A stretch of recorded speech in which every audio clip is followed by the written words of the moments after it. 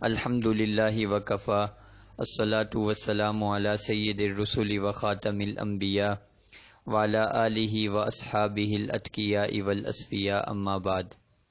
8ویں پارے کے آغاز میں اللہ تبارک و تعالی نے مشرکین کا جو حصی معجزات کا مطالبہ تھا اس پر کہا کہ یہ جھوٹ بولتے ہیں۔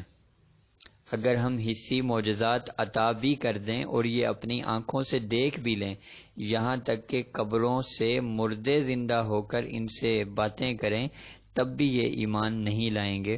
اور نبی کریم صلی اللہ علیہ وسلم کو تسلی دی مشرکین کی مخالفت، استہزاء اور انکار سے جو نبی کریم صلی اللہ علیہ وسلم کو پریشانی ہوتی تھی، اس پر تسلی دی کہ آپ پریشان نہ ہوں، یہ ہر نبی کے ساتھ ہوتا رہا ہے، ان کی مخالفت ہوتی رہی ہے، ان کا استہزاء ہوتا رہا ہے، آپ کے ساتھ بھی ہو رہا ہے، لہذا آپ دل برداشتہ نہ ہوں اور آپ اس پر پریشان نہ ہوں۔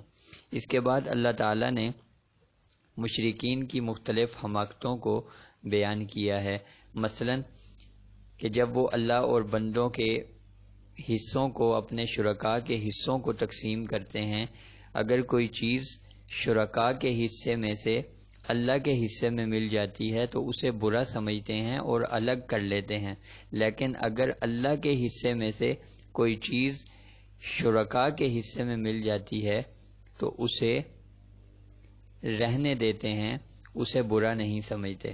اسی طرح بیٹیوں کو فقر کی وجہ سے اور عار کی وجہ سے قتل کر دیتے ہیں، اور جانوروں کی مختلف قسمیں بنائی ہوئی ہیں، اس میں تقسیم کیا ہوا ہے کہ یہ ہمارے مذہبی پیشواؤں کے لیے مخصوص ہے، ان پر سواری حرام ہے، ان سے فائدہ اٹھانا ناجائز ہے، اور انہیں ذبح کرنا بتوں کے نام پر وہ مخصوص کر رکھا ہے، یہ درست نہیں ہے۔ اور اس کے بعد یہ بھی حماقت بیان کی کہ اگر جانور کے پیٹ سے بچہ پیدا ہو جائے تو اسے مردوں کے لیے حلال سمجھتے ہیں اور عورتوں کے لیے حرام سمجھتے ہیں، اور اگر مردہ پیدا ہو جائے تو دونوں کے لیے حلال سمجھتے ہیں۔ تو ان ساری حماقتوں کو بیان کر کے اللہ تعالیٰ نے اپنی نعمتیں یاد کرائی ہیں کہ اللہ تعالیٰ نے باغات، زیتون، انار وغیرہ پیدا کیے،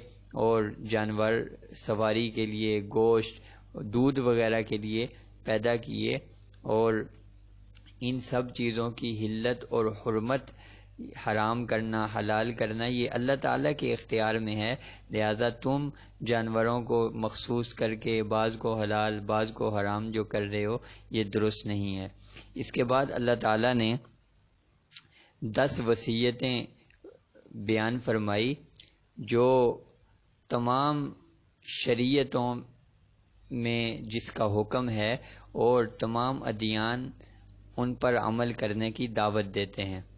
نمبر 1، صرف اللہ تعالیٰ کی عبادت کرو، اللہ تعالیٰ کے ساتھ کسی کو شریک نہ ٹھہراؤ۔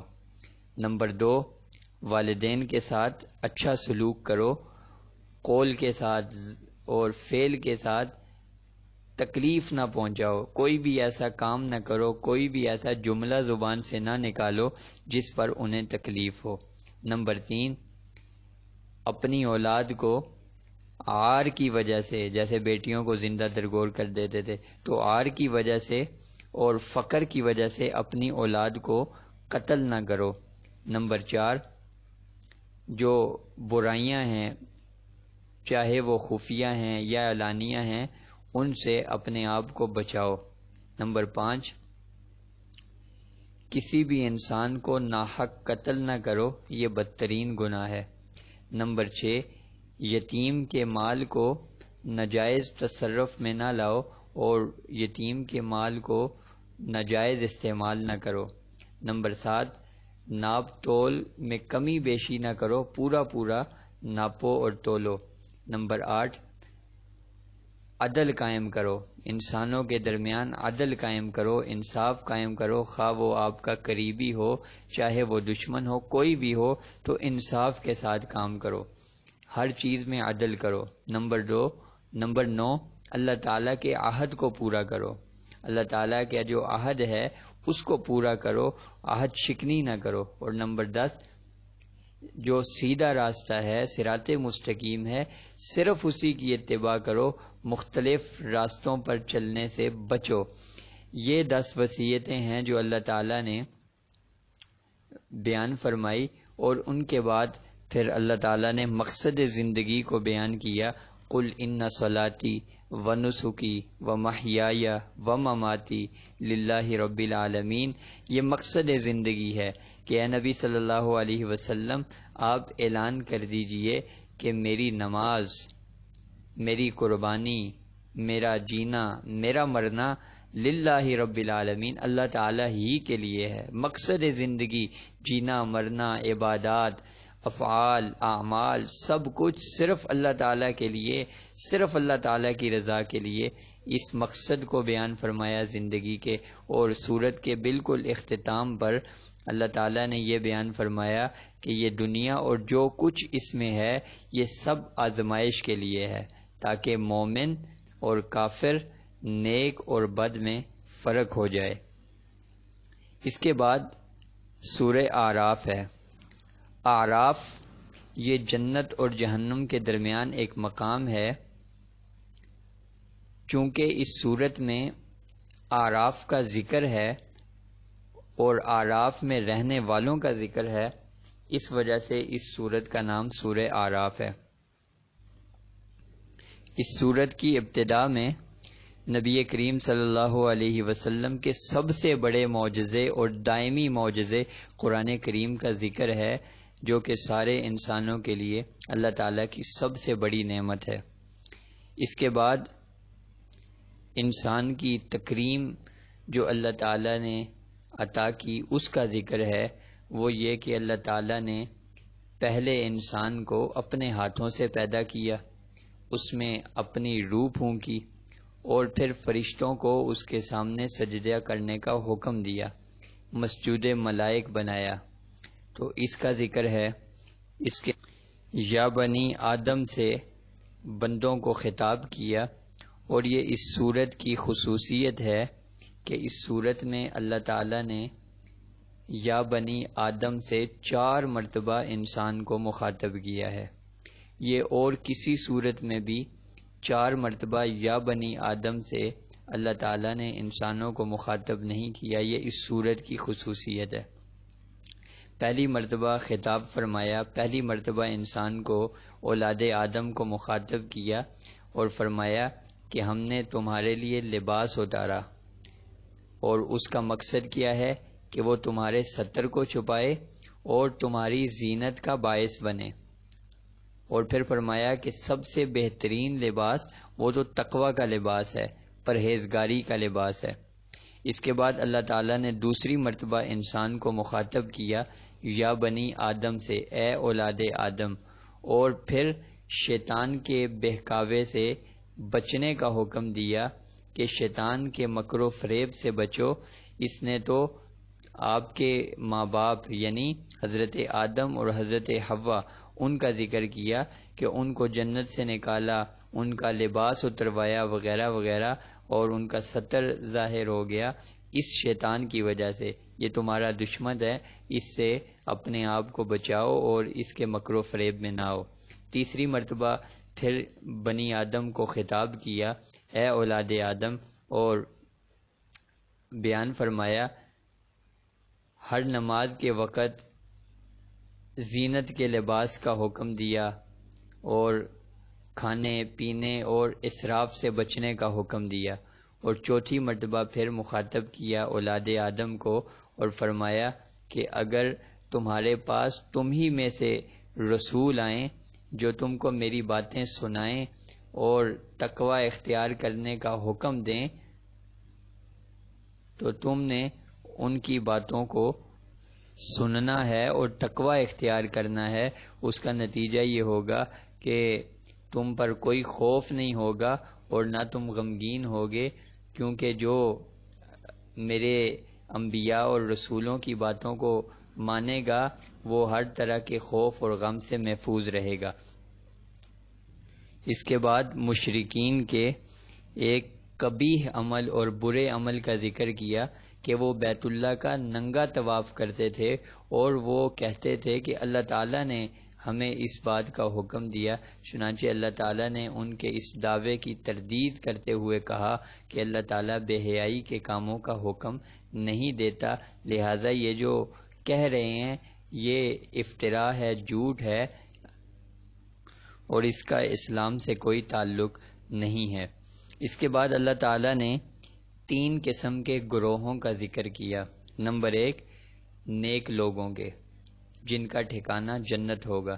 نمبر 2، جہنمیوں کا، گناہگاروں کا، اور اسی طرح نہ ماننے والوں کا جن کا ٹھکانہ جہنم بنے گا، ان کا ذکر فرمایا۔ اور تیسرا گروہ جو آراف والا ہوگا، جنت اور جہنم میں جو ایک مقام ہے آراف، وہ والے، وہاں والے، ان کا بھی اللہ تعالیٰ نے ذکر کیا۔ پہلے جنت اور جہنم والے جب اپنے اپنے ٹھکانے پر پہنچیں گے تو اللہ تعالیٰ کا قرآن بتلاتا ہے کہ جنت اور جہنم والوں کا آپس میں مکالمہ ہوگا۔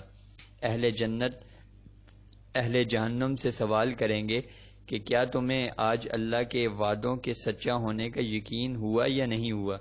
تو جہنمی جواب میں اقرار کریں گے کہ ہم نے اللہ تعالیٰ کے وعدوں کو سچا اور برحق پایا۔